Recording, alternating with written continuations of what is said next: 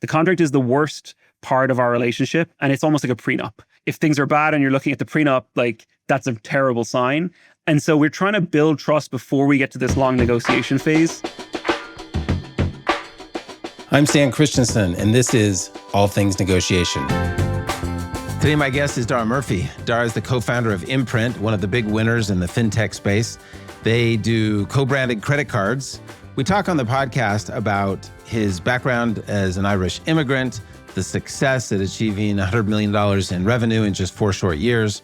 We talk a lot about enterprise sales and the role of negotiation when a small company tries to sell to a big company. We talk about the frictions of entrepreneurship. We talk about fundraising, talk a bit about his personal life, and just have a great conversation. I think you'll enjoy it. Daragh Murphy, welcome to the podcast. Hey, Stan, thanks for having me. So excited for today's conversation. I want to start with your background because I think it's an interesting part of your journey. You're an immigrant from Ireland. Tell us why you came to the U.S. and how you got started here. Yeah, I came to the U.S. just for a summer. I graduated early from my undergrad in Ireland and wanted to experience the American dream, at least for a summer, with friends of mine who were already here studying. And so they told me, you can come and move to Chicago with us. We'll get you a job and you can stay with us. And so I thought I'd be, guy 3 in a 2-bedroom house. It ended up being 7 Irish guys in 2 bedrooms in Chicago above a very, very happening bar. And we used to work in the bar downstairs. So that really was the summer of the American dream, and couldn't go home after that. So kind of happened to come and get the bug, and America's a great, great place and hard to leave. Well, we're glad to have you. Talk a little bit about what you studied and your first couple of jobs. We're going to focus mostly today on Imprint, your very successful startup, but talk about kind of the journey prior to Imprint after you got to the US. So I'd studied law as an undergrad, and after I'd worked here for about 3 or 4 months, I got a job at a small personal injury firm in Chicago, working for one of the greatest guys ever. And I wasn't able to practice law. I didn't have a US law degree. He was very encouraging to me and said, you should go get your law degree. You've got some talent in this. And so I ended up going to Duke, and then coming to New York and working at a big corporate law firm, doing mostly corporate work for companies as a lawyer. Did that for 3 or 4 years. I ended up wanting to leave law pretty soon after joining. I think it wasn't really for me, and ended up going to McKinsey. Somebody told me they would hire lawyers and let us be business people, which sounded like the sexiest thing ever. So I did that, worked at McKinsey for 3 or 4 years, and then 4.5 years ago started Imprint.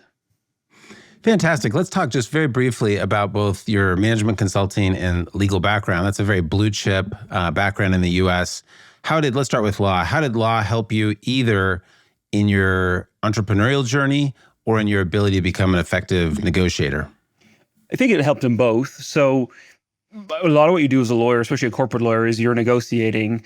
It's a very interesting type of negotiating most of the time, because if it's an M&A deal, it's very zero sum, and you end up really grinding it out with the other side to get to a yes or a no. But at the same time, I was representing companies that were raising money. And a lot of times you're raising money from the same investors time and again. Either we're seeing the same investors across the table from our law firm, or our client is having an investor follow on in new rounds, and it becomes less zero sum. The hard thing about being a lawyer, though, is you end up not having that much range. You're told like there are legal issues and there are business issues. And you also have a principal behind you who's not you, right? She is the person that has ultimate authority. And so, you have to be very careful about the bounds of every negotiation. And, if you step over the line, maybe you win the point on the call, but then maybe your business principal gets a phone call and they're saying their lawyers are unreasonable. And so it feels zero sum in an M&A, and it definitely is. But for almost everything else you do as a lawyer, there's so many layers to it. It teaches you about leverage, about your role, about trying to build trust. And I think it was really helpful from that perspective. As it relates to being in the seat I am in now, there's so much of being a lawyer where it's risk mitigation, or at least you're taught that in law school and maybe as an early lawyer. And some lawyers end up bringing that into their practice, even as partners. And when you're at a startup, most of what you're doing is trying to take risk and just avoid the catastrophic risk, which is different from how most lawyers operate. Most lawyers are saying, minimize, minimize, minimize, but that doesn't work when you're building a startup. And I think for me, it's made me more effective working with lawyers because I'm able to parse through the advice, right? Some of it is, truly avoid that third rail, it will kill you. But a lot of it is, I'm going to ignore the lawyer on this one. The risk is theoretical, but not actual. Let me push back a little bit. In my experience, I'm not an attorney, but I worked as a mediator and worked with a lot of attorneys. It's my experience that lawyers tend not to be trained and not to tend to have the aptitude towards creative problem solving. There is a little bit more of a zero-sum advocacy approach. Would you push back on that, or do you agree with that? I agree. There's two real types of lawyers, not to get too oversimplified. There's litigators and there's corporate lawyers. Of course, there's property lawyers and there's estates lawyers, but two big buckets. I think when you're a mediator, you definitely deal a lot more with the litigators, and everything then is zero sum. I have to win this case. I have to win this motion. Okay, we're heading into settlement. Whatever we write down in this contract is going to be how this thing ends.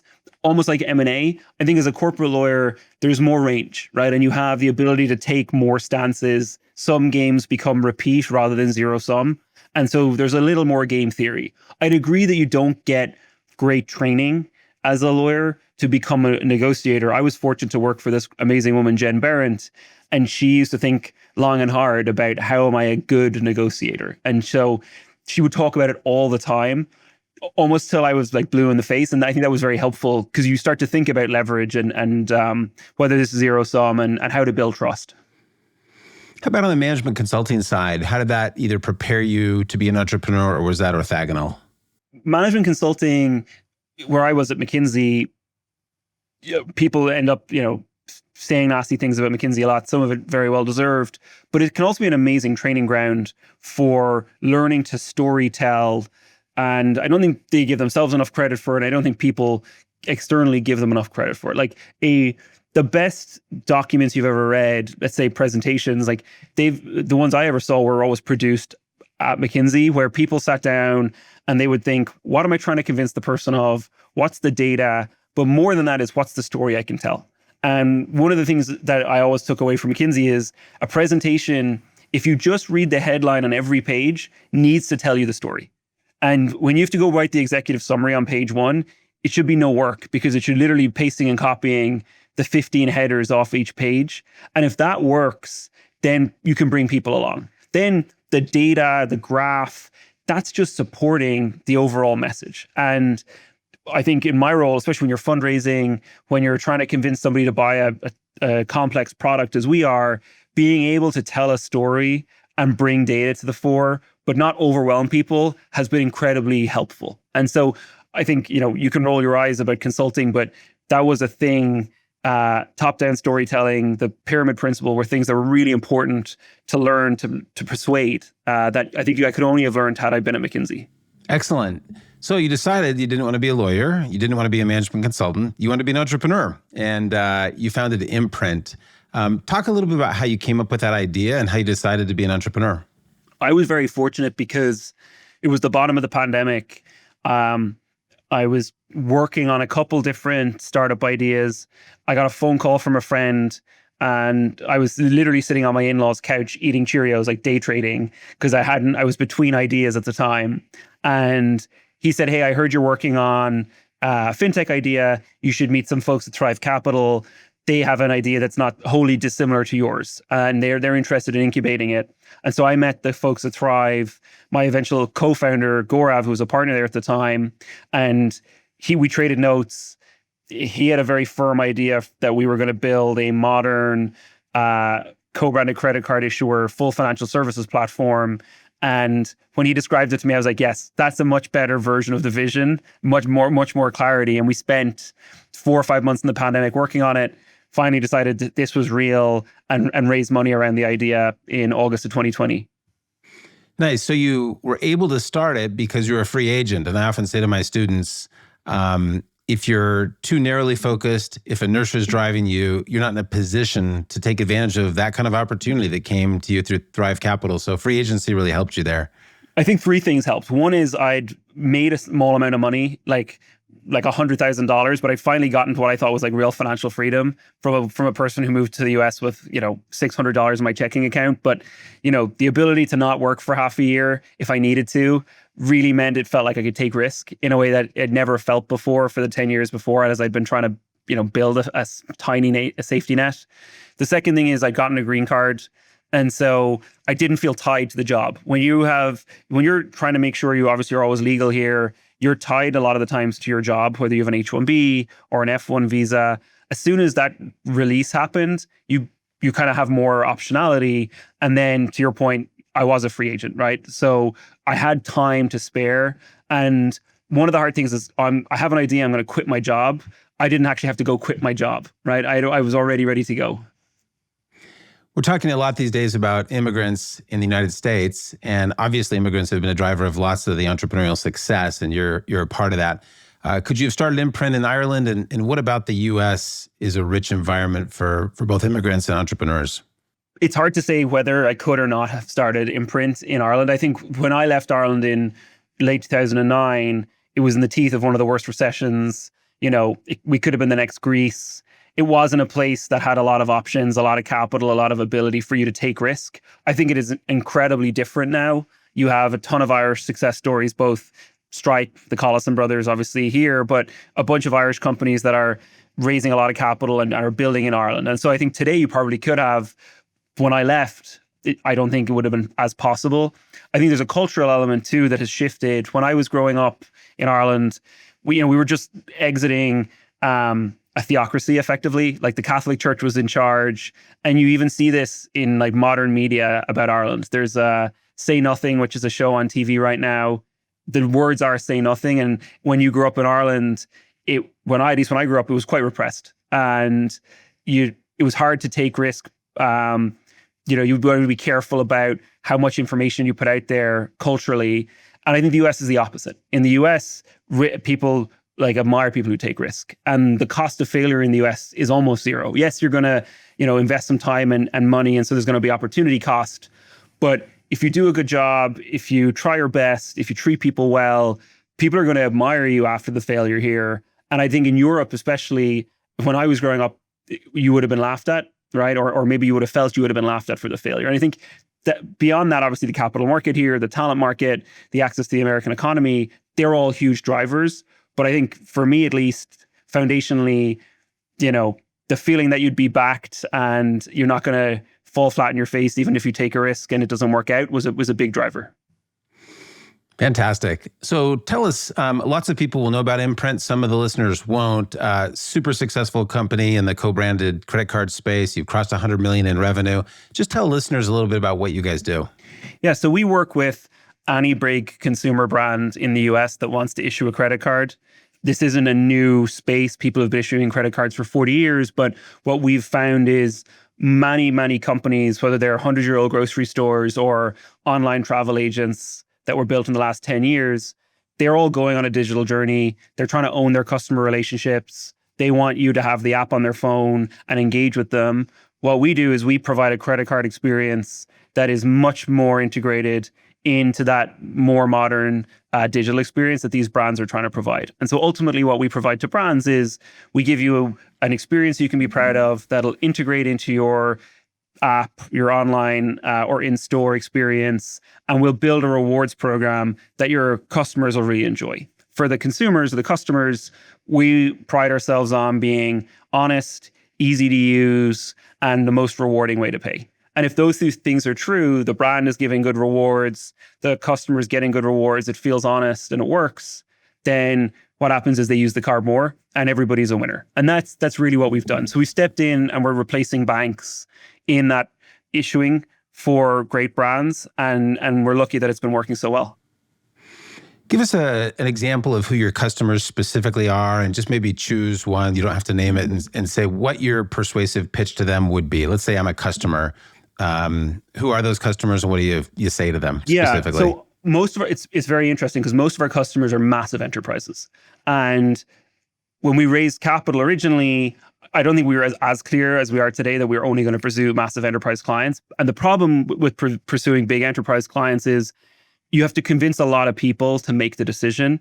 And most big companies are set up to say no and not to say yes.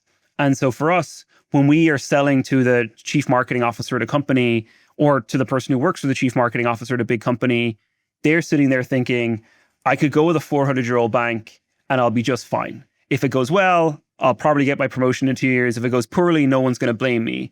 If you go with Imprint and it goes poorly, you chose the startup, you took the risk. Maybe you get fired. If it goes well, maybe you get promoted early. And so you have this asymmetric downside. It goes well, you get one rung up on the ladder. It goes poorly, you go all the way down. And so our asymmetric downside, we're always sitting here thinking, how can we combat that feeling? How can we persuade you that yes, the technology is much better, and yes, the customer experience is much better, and yes, we'll treat your customers much better, but you should take the risk on a 5-year-old company?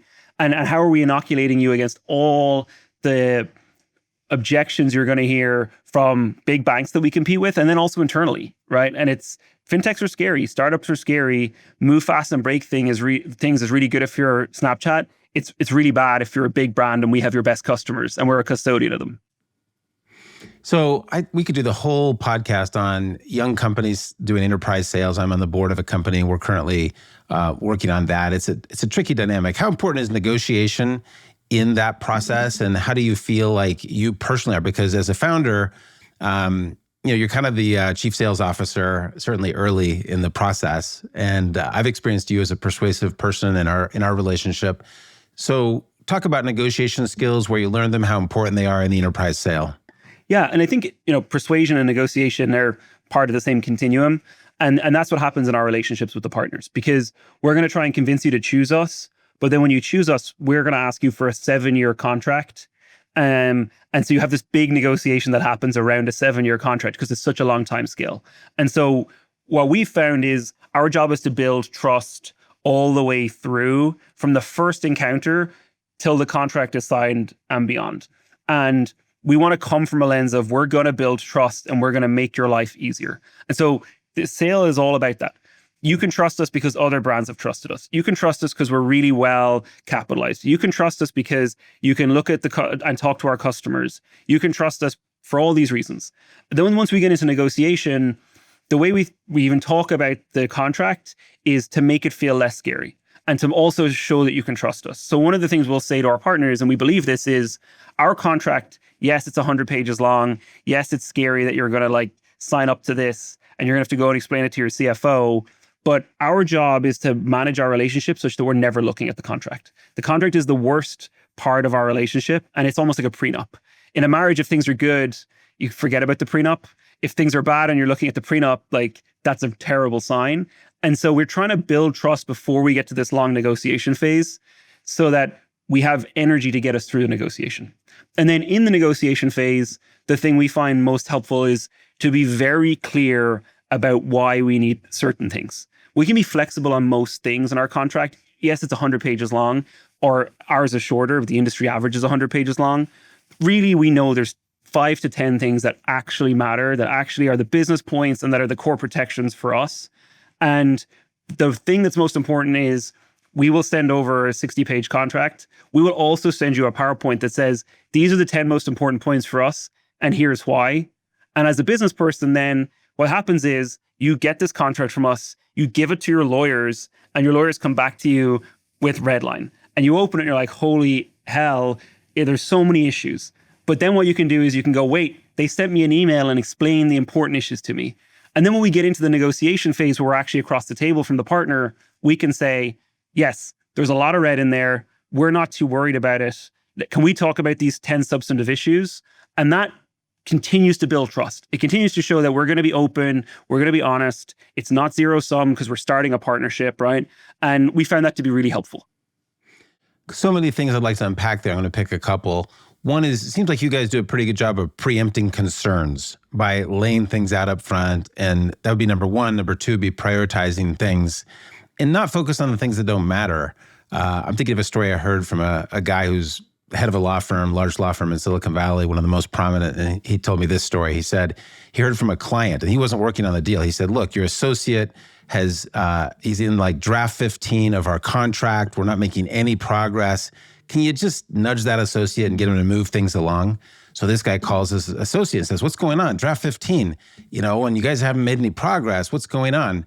And the associate was defensive and talking about how every point's important. He doesn't want to give on anything. Turns out the two lawyers were in the same law school and had some competition between them.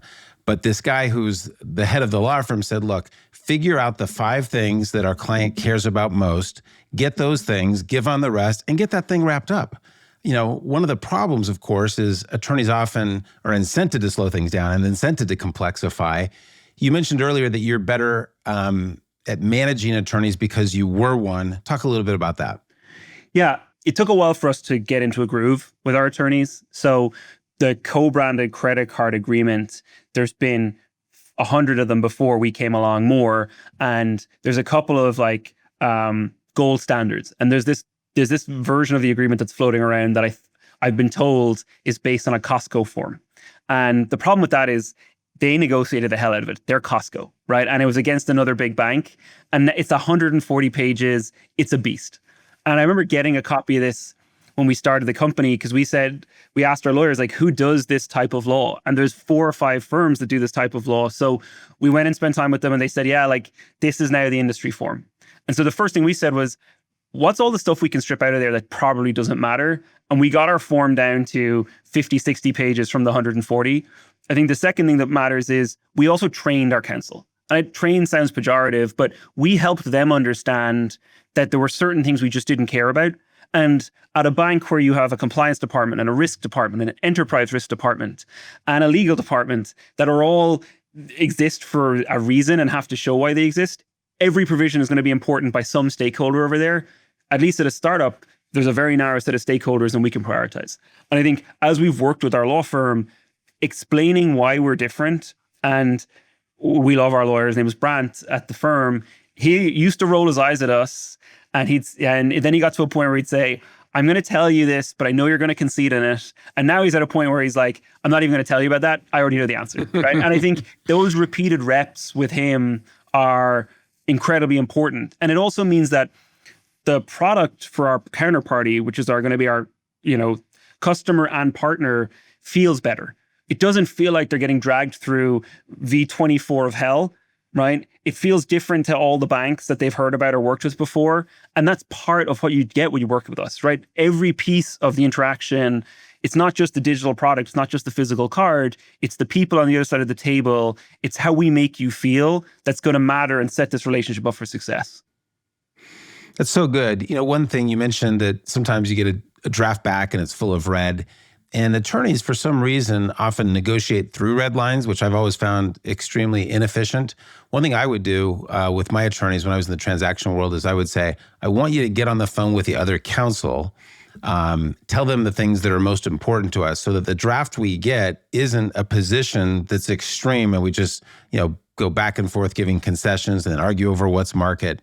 How do you feel about that? Is that resonate? Yeah, that's helpful. Look, there's some, I wouldn't call them dirty tricks, but there's some persuasive tricks we will use, which is we said there's 4 or 5 law firms that do this. There's one law firm in particular that everybody hates.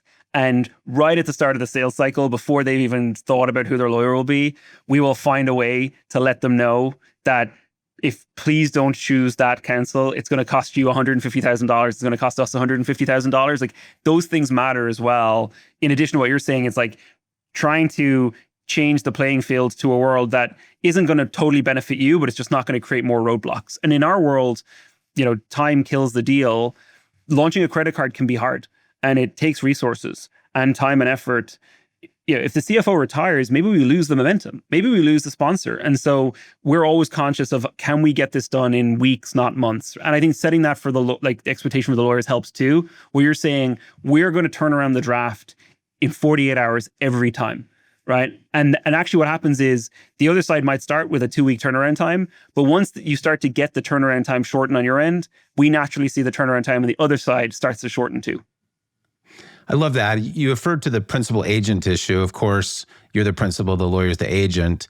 I always ask law firms when I'm starting to work with them, how do you reconcile some of the different interests that we have? And the first line back from most lawyers is, we just only have our client's interests in mind. It's come on, that's not real. So an attorney that can't acknowledge the different incentives that each side has, and it sounds like you guys have done a great job of managing your attorneys, which I really encourage startups to do, rather than be managed in the deal process by the attorney. So well done there. Yeah, and you have to treat them with respect, right? These are real people who've probably got more experience than you if you're the founder of a startup. But what we found, like, is just spending a little time getting to know your attorneys and having that like real dialogue, to your point, stand up front, sets a much better table for later on. Let's go back to the enterprise sales. I'd love to hear some stories, and maybe you can come up with some off the cuff. When I was selling, you guys sell against big banks frequently, I assume.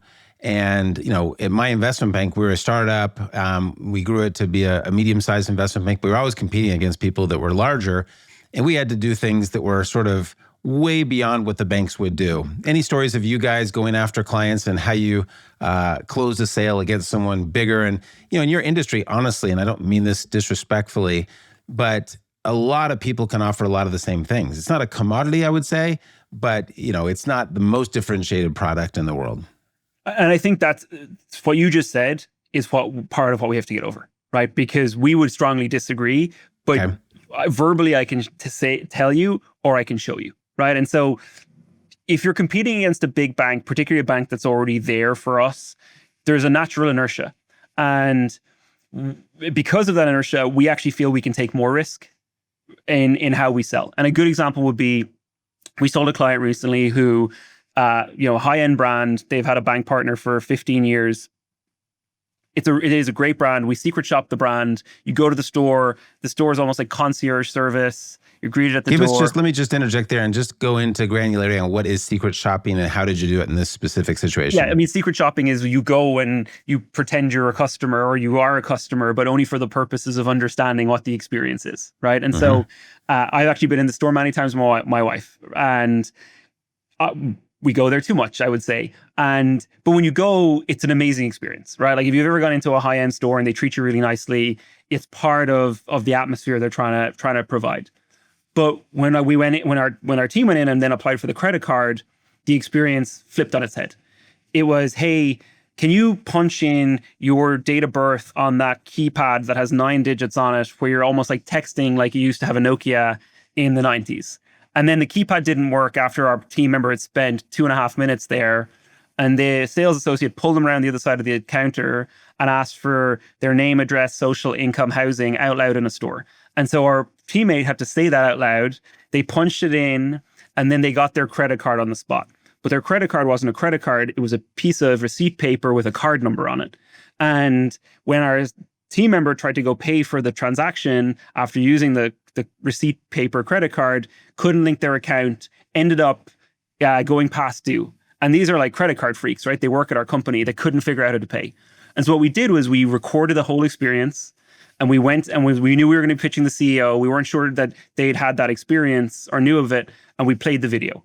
And so that's a lot of risk, because you're basically saying your baby is ugly, but we felt like we could take the risk because we have to show that it is ugly, right? And what we're lucky is CEO starts nodding their head and they're in agreement that their baby is ugly. And then the next part of the plan was, okay, scan this QR code, and in 15 to 20 seconds, we're going to put your new card on your phone, the Imprint powered card on your phone. And so we're taking a risk there too. We are using your IP logo on this card, and we're letting you put it on your phone. And if it fails, right, if the experience doesn't work seamlessly, we might lose you. But it worked, right? So in 5 minutes from the start of the conversation, we established what you have is not at the level that you expect of everything else in your business. And by the way, we've just done magic. We've just put the card on your phone and you can now check out with it. And by the way, the card's going to sit on their phone for the next 5 weeks as we run through the process, and everybody else in the room's phone. And so for us, it's how can you take the right amount of risk in the enterprise sales process? And that's, I think, a good story of us taking a lot of risk and it paying off. I love that. It's sort of a Trojan horse story to get the credit card on their phone. Yeah. I mean, you're there with them all the time. And so what a great story.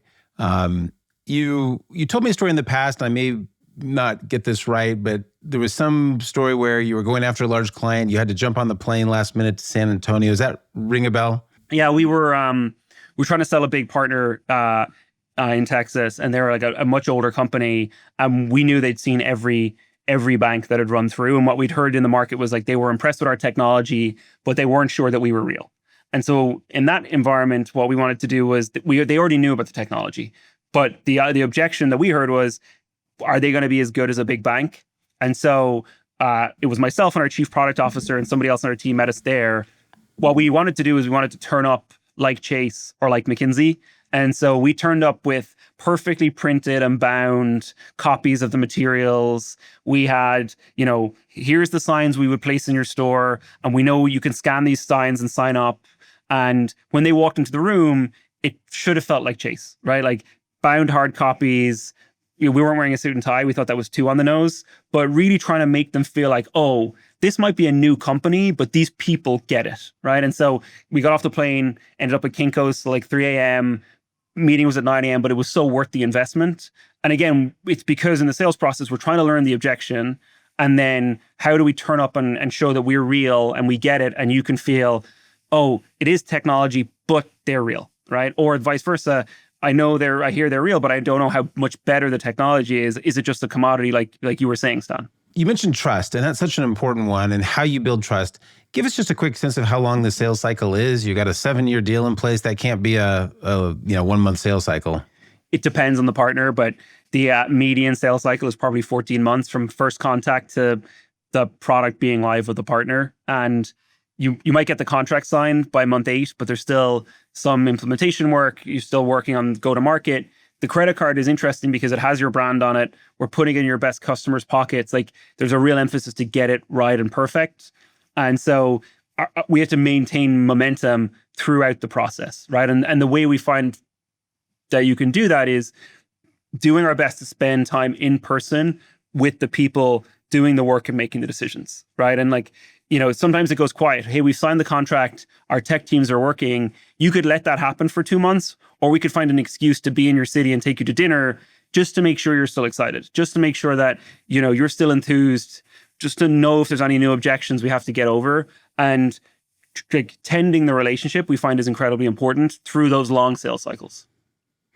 Does gender ever play a role in your sales cycles? 14 months, I'm assuming you're selling to men and women. I'm assuming you have men and women as part of your sales process. Gender ever come up as an issue? I wouldn't say it's ever come up as an issue. I think maybe the difference in the genders is, or maybe we just perceive this, I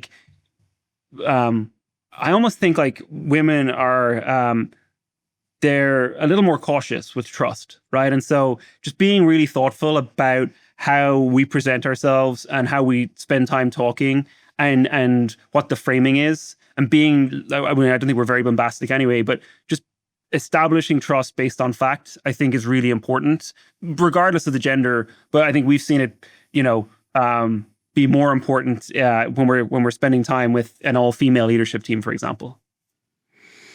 I'm going to put myself in the shoes of someone you're trying to sell to, and I'm going to bring up a couple of concerns, and then I'd like you to try to address them. One concern I might have is just the risk associated with going with you guys. Yeah. And I could imagine really bad things happening. And I might ask you something like, have you ever had things go wrong with your clients on an implementation? What would you say to that? We're fortunate that the answer is never. And it's because we're so obsessed with it going right. We just can't get it wrong. As soon as we get one wrong, we'll never get another shot. And so on that one, we could say, you should talk to all of our clients. And we do this, right? I wouldn't say we flood the zone. We're fortunate that all of our partners will do a reference call and say nice things, but we'll be aggressive on saying it has never gone wrong, but don't take our word from it. Interesting.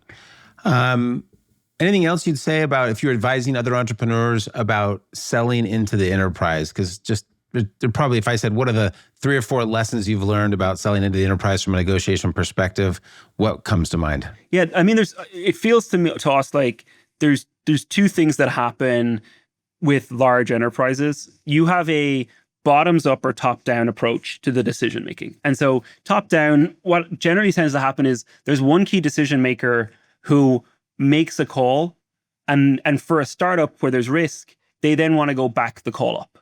Right. And so it's almost like the uncharitable way to say it is it's like ex post rationalization. And you have to be thoughtful about what's happening in the sales cycle, or it can be bottoms up. Right. And so when it's ex post and the decision's been made, you have to be careful about the fact that some people might have their nose out of joint, that they weren't part of making that decision. And your job is to really make them feel like you're reselling them. right? That you're bringing them along, you're helping them understand the why, and you're making them feel like they almost have a part in the decision. And that way you won't find the inertia, because big companies can have inertia. Like your boss can say you should do something, or somebody who's senior in another org can say you can do it. You'll still do it, but maybe you'll do it in a month, right? And that slows the whole thing down. And so we've been thoughtful about like that's top down. Where it's bottoms up, and you have, okay, I want this, but are my brothers in finance or my sisters in the risk team brought along? What we try and do is like we try and go and sell to the individual based on who they are. So a lot of times, because of the risk of working with a startup, the treasurer will get involved, and they'll say, hey, somebody in the org, let's say, ask the treasurer to review their financials and make sure they're real. Understand how they fund themselves and make sure that they can be here in 5 years' time, or 7 years' time. And for those folks, we could turn up with a deck, or I can take you for coffee. But what's actually much more effective is we will send them, our audited financials, but we'll also send them a balance sheet memo that helps them understand how we fund ourselves, that establishes the thoughtfulness behind it, and then also draws comparisons to the Affirms and the Stripes and the Squares and the SoFis that says this is a well-worn, not scary path, right? And so I think being conscious about, at big orgs, who the buyer is, or who the decision maker is, or like how the decision is being made, helps you think about how am I going to bring different people along, and how are they going to consume content and become an advocate for me. Two things there I want to highlight. One is there's an internal negotiation process on their side of the table. They might not all be aligned. And so I find when selling into the enterprise, your job is to facilitate the internal negotiation on the other side often. Would you agree with that? Yeah, definitely. And the other thing is, if you're selling to an enterprise, I think you guys sound like you do a great job of preempting the concerns rather than waiting for them to push back. And it seems like that's been a systematic part of your sales process. Is that right? Yeah, Michael Ovitz has one of the better books on just deals. And he tells his life story through I think it's 8 or 10 big deals that he did. But he has this concept of inoculating. And we're really thoughtful about what are the internal objections, but also if you're a big bank and you want to beat out Imprint, the first thing I would say if I was them was they've never done this before. They don't know what they're doing. They're kids. They won't be here, et cetera, et cetera, et cetera. And so part of what we've had to do in the sales cycle is really try to go and through intelligence and talking to others in the market, what are the objections that our competitors are raising? And then inoculate. As soon as you can in the sales process, when it feels natural, start to help the other side build their own case, right? So when you're not in the room, they know the answer to the question as it's raised. Excellent. Well, we could spend more time in enterprise sales. You've given us a good education there. I want to shift gears to kind of your internal ops.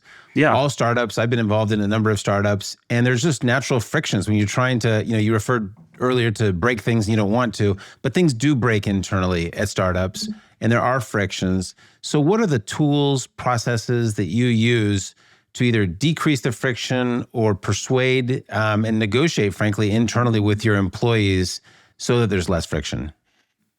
Yeah, I don't think there's a perfect answer. And the part of just a total aside, but part of my journey in this seat has been, you listen to podcasts and you hear people talk about it as if their companies are perfect.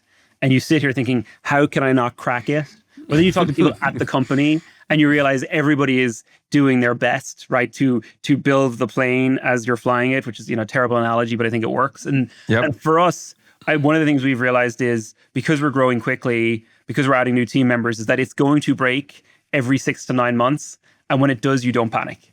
And I think that is the first thing. And so where we are today is we've settled on a couple of I wouldn't call them dogmas, but precepts that will probably be valid now and may not be valid in a year. But one is we want to be very open with our team about how we work in the interview cycle, right? So upfront, when I meet a candidate, I will tell them, Imprint is not for everybody. On average, we probably work harder here than the average American.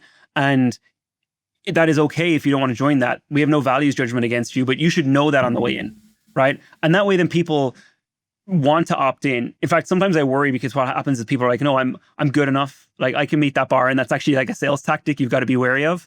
But being legible on the way in is important. And then when people join, spending as much time as possible helping them understand how we operate and giving them the context for why we're making big decisions goes a long way. Because most startups, ours included, there's a lot of randomization. People work really hard toward X thing, and then the world shifts or a priority moves, and then the work they've done for a month, maybe it's no longer relevant, but it needs to be shelved. And we'll pick it up again in 3 months. And that's infuriating. Like, you're so close to the thing you've been working on, and what can feel like arbitrarily from the gods, you got told to stop doing it. And the way we've been trying to combat that is over communicating to the team. So we have a 30-page plan for the year that we shared with our board, and on the 2nd of January this year, the whole team got that in their inbox, and they can save it, and it's always there. We have a meeting once a week where we look at the 100 key metrics of the company. You can't have everybody in the company in that meeting, but we record the meeting, we publish the metrics, and we publish the meeting into Slack. I'm sure not everybody watches it. It can't be that fun, but it's there, right? And if you want to engage, you can. And we'll be very open with, hey, we're going to win this deal, or this deal is shifting. And then at least people know why. You can still be annoyed because the randomizations are going to happen, but at least you can understand the why. And I think being legible to the team helps persuade them that, frankly, we're not a-holes that are just trying to make their lives difficult, right? Like, we live in a world where, as a startup, uncertainty is rife, and we have to navigate through it. You and I have talked about the importance of finding employees that are aligned in their values. One is work ethic that you've mentioned. There are others that you have. How do you measure that? And how good are you at that? And what have you learned about values alignment? Yeah. You've got to, hiring is really hard, and you're never going to have 100% fidelity. And I think you have to be okay with that, right? Like, there are people that it is a human subjective process. And so it'll never be perfect. That being said, I think there's ways to get better at it. For us, one of the ways to get to values is the questions we ask, right? And making sure our team has a set of questions that are the same fundamental question, but phrased differently. And that those questions are tied to the type of person we're interviewing rather than just their experiences. And what I mean by that is, a lot of interviews are, walk me through your resume. And then it's I kind of had a vibe that was a good person and their resume was interesting, and I said yes. It's a really hard way to say that person, likes uncertainty. That person will stay late at night when their friend's desk is on fire to help them. And so instead, what we'll say is, okay, what are the key stories? What are the key practices that people who have those values have? And then as a group, we're going to ask them questions that get to those values. And then later on, we're going to compare our notes and make sure that we all agree that this person had those values, right? And so it's being a little more deliberate and slowing down. It's getting a good panel of people. It's designing the questions and reviewing them over time. And then it's just being thoughtful, 6 months after a cohort of people start, were you right or wrong? And having that feedback loop has helped a lot. I'm certain we're still getting it wrong. It's never going to be perfect, but we're trying to move more towards perfect. Are there categories of employees that have worked better than others? One that I'm thinking about is other immigrants. I found in hiring people, often immigrants had a little bit more of a bootstrappy, you said you came here with $600. You had to, work in a bar, save some money, do some day trading. That's a pretty bootstrappy approach.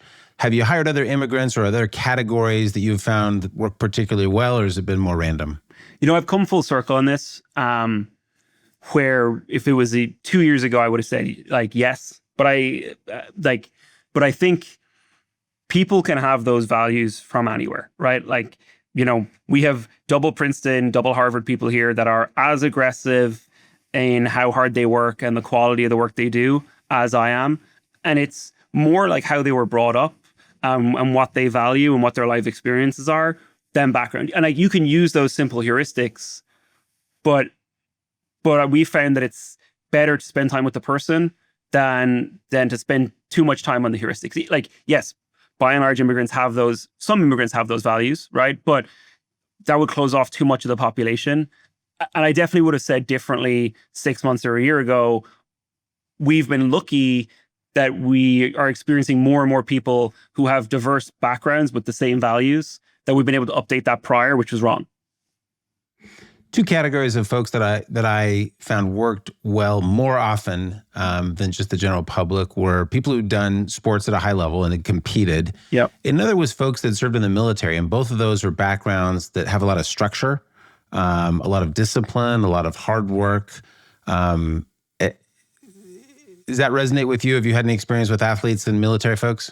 We have a couple, we actually have a lot of military across the team here. And what we found is it's folks who have had the military experience and then kind of rejected it thereafter. And what I mean by that is like, they not to say they're rejecting the military or their experience in the military, they love that.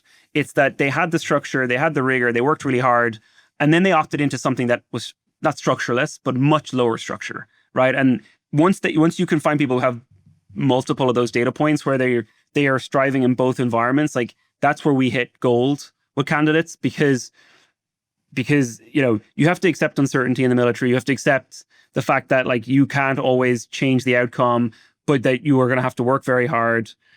But you have to also find people who, when you take away all the guardrails, aren't going to fall to pieces. And so that's what we find like is the perfect marriage. The one thing about like folks in the military is like, they really teach you a lot about leadership. Like we have a Marine captain here, and I love sitting on the bus beside him when we're at a team event or picking his brain at the bar. Like he has this thing about in the Marines, the officers eat last, right? So you go to the mess, food looks really good, but once you have 100 hungry Marines go pick it over, it's not going to look pretty good, but the officers eat last. And I always thought like, boy, I wish I could get to that level of leadership. Like that's definitely the goal. Yeah, I've heard that. Lead from the front and eat last. I mean, hard to argue with that. In this idea of persuading people, because a startup and you're still, even though you're, kind of at that unicorn level or approaching it, you're still a startup. Sure. And sometimes you're trying to recruit people from larger places and saying, come take this risk. Do you have any stories where, especially with senior folks, you had to persuade them to leave a job that was maybe more stable, more structured and come join you? Yeah. And I think there's the two lessons for us have been, you've got to let those people, even when they're coming in later, feel like they're going to be a partner and an owner in this with you. Because, relative to, we have so much room to grow and we have to get so much more right before we ever call ourselves not a startup. That being said, 4.5 years ago, it was me and a dog. And, we've done a lot of hard work to get to this point. When you bring in more senior people, the number one thing I've learned is you've got to make sure you're letting them know and treating them like they're going to be a partner too, because on a relative basis, they're giving up incredible stability for something that feels very scary. And they're doing it because they want to build, right? And they want to feel ownership. And so the way we've convinced senior people to come and give up that stability is to tell them, this is our thing. And it's not just about building a great growth team. Actually, you are going to now be responsible for crafting the culture across the company. What happens in the finance team is as much your business and responsibility as what happens in your team. And that has worked incredibly well. And what actually happens is like, we've had 4 to 5 people who've worked really well, who've come out of big companies. Immediately, they either embrace that, or if they don't, it's unlikely they're going to survive. So you get a sense of that pretty quickly. Tell the story. You told me a while ago the story of recruiting your CTO and how that was, you had to kind of conduct guerrilla warfare to get him to come. Talk about that. Yeah, well, we started the company and I'm not an engineer. And I really wish I was, but we're very clear we were going to need a great CTO. And we searched for a while for a CTO through a recruiter that I'm very friendly with, who I know has a really high bar. And he called me. I was actually in San Francisco meeting somebody else who was currently at Stripe, and I was trying to recruit them. Like on paper, that was the perfect person to be our CTO. And he just wasn't interested in moving. It was the middle of the pandemic. We had to meet outside his house. He had newborn kids. And I was pretty glum heading to the airport. And Bryce, the recruiter, called me and said, I think I've got the guy. He's in Seattle.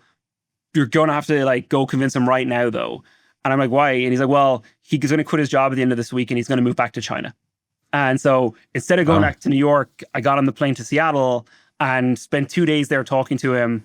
But what I realized an hour in was he wasn't the driver. His wife was pregnant with their first kid and she wanted to move back to China. And so basically spent then the next 2 days trying to convince her that it was going to be worth his while to at least stay a year or two and take a bet on us. And so it ended up that he stayed for 2 years before he moved back, and it built, the vast majority of the important things here that we now grow on today. Love that. So you figured out that the wife was a decision maker, and often in negotiation, it really is about talking to the decision maker. And often it's not clear, and often it's complex, and there are many stakeholders. So convincing her was the thing that pushed him over the edge. So well done. We had to bring her along. You're a good salesperson. Can you ever oversell? I found in my startups, sometimes my persuasive skills backfire. Does that ever happen to you? Yeah, two examples that come to mind. One is over-promising to people on the way in. Like you're always trying to get more senior, more talented people, but a lot of times you're asking people to leave roles where they're a manager of 12, and maybe they're going to suddenly have to be an individual contributor here or have a team of one. And if those people raise those items to you, you should just be honest. And instead, a lot of times I've been saying, 6 months from now, I think your team could be 12 people, even though I actually probably don't think that's true. And a lot of times what happens then is those people come in, they're doing their best, but they realize you were maybe not dishonest with them, but not wholly honest either. Or you were painting the rosiest picture. And that's a surefire way to lose trust. And, the people on the team are the most important people in your universe. I mean, it's customers and then the team. And so you've got to really focus on that. The other example is, and you're probably like this too, Stan, in your personal life or in your relationships, like I can't always try to put the rosiest spin on whatever the thing is. And the feedback I've gotten from senior leaders on the team is stop spinning, please. Like I actually just want to come and tell you this is hard. And I don't want you to sell back to me why it's not hard and it's actually great. I just want to be share the problem and moan. And where I've learned to embrace that, I think it ends up with better relationships where they understand that I know it's hard and they understand that I have empathy for it. And I'm not just this automaton on the other side saying, no, it's all great, because it's not always all great. Yeah, that's so good. Any difficult employee situations that you had to negotiate, and how did you take care of those? Yeah, and we were talking about this the last time we caught up, where I was sharing that sometimes we have employees who come to us with an offer from somewhere else, and that can be really difficult, right? Because you want to retain, you've worked really hard to find these people, you've hopefully trained them up, hopefully they're a key part of your team, and the instant reaction can be, I got to just pay them. And I think what we've learned over time is at a certain point, you're going to be hostage to fortune forever if you do that. And so we have I wouldn't say it's incredibly rigid, but we have a system now for when that happens, right? And so if somebody comes with an offer to leave, the first thing we're going to say is like, what's going on? Like, are they truly unhappy, or are they underpaid, right? And if they're truly unhappy, maybe we should tell them they should actually go, right? Like maybe we're not able to solve the problem. Maybe the work is too hard right now for the next quarter. Maybe there's not a promotion for them right now. And so that's the first question. The second question is, when it comes to the money, and can we pay this person? What we're not going to do is create unfairness in the org, because some people are going to just be really good at gaming you and coming with a better offer. And if you give into that all the time, you're going to end up with like total pay disparity. And so the only reason we would pay up for somebody who has a competing offer would be where they're not where their peers are in our pay bands or in our equity bands or in our comp bands. And that has proven to be helpful as a set of heuristics for us, right? And so it's not perfect. We definitely have lost people we regret losing, but that's a way for us to deal with those really stressful things, is to have some framework so that we know how to negotiate through that process. Nice. So you're bringing objective criteria and benchmarking to the table as opposed to reacting to someone saying, look, I could get more somewhere else. And the hard thing for the manager who comes to me or comes to our head of HR is they really don't want to lose this person, right? Like it's going to be really hard to replace them. And so they're in an even harder negotiating position. We have to help them out and then try and get to fairness. But also, we have to look at the whole team over one person as well. I found in my career, the people that complain about compensation often are people you want to lose, honestly. Not always. Yeah. But, your best people, you figure out a way to compensate them, and it's unlikely they're going to be underpaid. I just find that sort of HR friction around things like comp. And in my experience, people didn't necessarily leave over comp in of itself. There are usually other issues to drill down on. Would you agree with that? Yeah, and I think that's the first part of our test, right? It's like, is there a thing we can make better in the environment for this person, or is it a structural issue that we can't solve? We're running out of time, and I have a lot of things I'd like to talk to you about. Let's just shift gears a little bit and talk about fundraising and capital structure. So let me just kind of throw it out generally. If you're advising entrepreneurs about negotiating with investors, What are the lessons? And you could either talk about your history of capital raising or just general thoughts about negotiating with investors and what works best.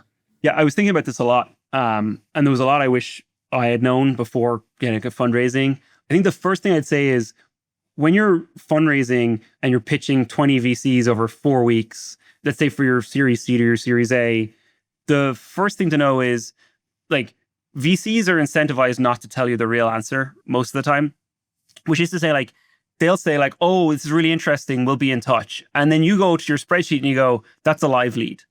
And then you wait 3 days and you're like, I wonder why they haven't been in touch, but they didn't say no.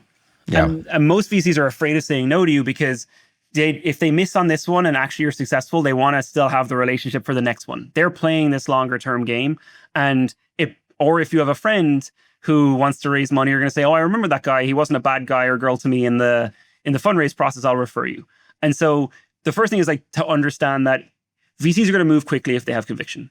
And you're going to hear from them 24, 48 hours. And if you don't hear from them, you should write them off. Like, don't waste energy on them.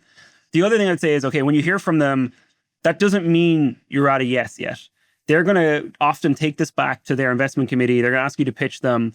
And what I've seen is like one of 3 things will happen. They'll go quiet and it means it didn't go well. They will say yes, and then suddenly you'll be into, okay, let's talk about terms. Or they'll come back with a very narrow and specific set of questions. And when they come back with a narrow, specific set of questions, generally what's happened is some partner at their investment committee has an objection. And the person who's brought you to IC wants you to win and wants to be able to make the investment, but that you have to get them over the hump, right? You have to get like this 1 or 2 partners over the hump internally. And it can be infuriating because you can sometimes answer the question 4 times in a row with different material and they can't get the partner over the hump and it dies. Or you can get them over the hump. And one thing I found there is we had this last year, we kept getting the same question. And it was clear there was some partner on the other side that like wanted to block the deal. And what I suggested is let's stop with the questions. You've sent us the same question 10 times. We're going to do a murder board and I'm going to get on with your IC for 2 hours and they should just ask all their questions. And either we're going to beat them into submission and convince them or not, but we get to stop, right? And so as it turned out, we ended up getting a term sheet. And so you just have to know that there's different dynamics prior to you getting the term sheet. I think once you get the term sheet, what you have to realize is you now have all the leverage. And you have to be careful not to abuse it. I think there's a lot of VCs I know who like have a bad taste about founders who, got one term sheet and then went and got 5 others over a 5-week period and negotiate everyone within an inch of their life. Like that can be a bad idea too, because you're going to have a long-term relationship with them. But it's okay when you get a term sheet to sit on it for a few days, run out the process. The VC does this all the time. You're going to do it once a year, maybe, hopefully less if you're lucky. And they're really good at this process, right? And so what you'll see is like, you'll get the term sheet and then they're going to love bomb you. You're going to get emails from every other partner there. You're going to get calls and texts and WhatsApp from the partners trying to win the deal. You're going to get emails from founders you've met once who they've invested in before. And that noise can be really distorting. You got to find a way to put it in a bucket or put it in a box and run the rest of your process so that you don't end up getting distorted by these people who are really good at sales and do it for a living. You said a lot of good things there. I'm going to highlight a couple of them. One is when you get that term sheet, investors often want to hear right back, or they say it's only good till Friday. In my whole career, and I've raised a lot of venture capital, I've never seen those things expire, number one. So that's kind of a false threat. Number 2, your issue of when they don't get back to you or you don't hear back from them, that's a no. That's my experience exactly. It always frustrated me, honestly, because it feels passive aggressive to me, as opposed to, and it might be because of what you said, they want to keep their option open. And it also might be that they don't want to go on record for having, passed on Imprint or passed on Stripe. And that seems kind of weak to me. Another thing I tell entrepreneurs is you have leverage. There's never been a greater supply of venture capital at every stage. And there aren't always an unlimited supply of great entrepreneurs. And so capital, for some reason, has convinced entrepreneurs that they have all the leverage, when I think it's the reverse. If you meet with, take your number, 20 investors, and no one's biting on it, it's probably the wrong business. You've probably got the wrong team, and that's good feedback for you. Would you agree with those things? For sure. There's another dynamic, which is most of the VC funds are very close to each other. and they talk a lot and they're in the same networks. And what I found is, as soon as you start meeting investors and you pull a deck out, everybody assumes you're in fundraise mode and they're going to tell everybody else you're in fundraise mode. And what can happen is like, if it gets 4 weeks into a process and you haven't got a term sheet yet, the next person says, do I really want to be the last person at the dance with this company? And so you have to run a really tight process. And sometimes the process can be worse than actually like the storyline or what the business is, right? And so I think just being thoughtful about those dynamics too is important. Perfect. Well, I just want to wrap up with some quick questions. And so try to be static in your answers to these questions that could be open-ended. Personal life. What would your wife say about your negotiation style? And do you think you negotiate differently with her than you do with your employees? She would tell you that I need to negotiate less with her. There's a trick there's a thing I like, which is like a free option. Like, hey, I know you can't make it to my party because somebody else told me you're out of town, but I'm going to invite you anyway. And that way I get like, good equity with you because I included you. And she sees through that immediately. So I never try to negotiate or use any of these tics with her. She will murder me when I do. Murder sounds bad. Yeah. Are there public figures? You mentioned Michael Ovitz, obviously the founder of Creative Artists Agency and a very important person in the business world. Are there other public figures that you feel like you look up to or have learned about negotiation through? I think Jamie Dimon does a really nice job of public negotiation with the regulators is a good example. You see him talking about them respectfully, but also with the raised eyebrows sometimes. And, he's obviously very clear of who his audience is and he's using his pulpit to have an open dialogue with either the regulators or the people in charge of them, the politicians. And I find that fascinating. Favorite book or podcast? You mentioned you listen to lots of podcasts. Any things you'd share there? Favorite books or podcasts about persuasion and negotiation? My favorite book is the Ovitz book as it relates to negotiation. Another book that actually has a lot of good negotiation in it because people hadn't a clue what their leverage was is Andrew Ross Sorkin, Too Big to Fail, where you have all these banks that are refusing to, like AIG, like we're fine, we're not going to negotiate. And then the music stops and they're dead. And so it's just interesting to see how people act irrationally out of pride, even though they really needed help. Podcasts, obviously yours. I need to listen to more negotiating podcasts, I think. Well, I think you've been pretty effective. Any negotiation questions you have for me before we wrap up?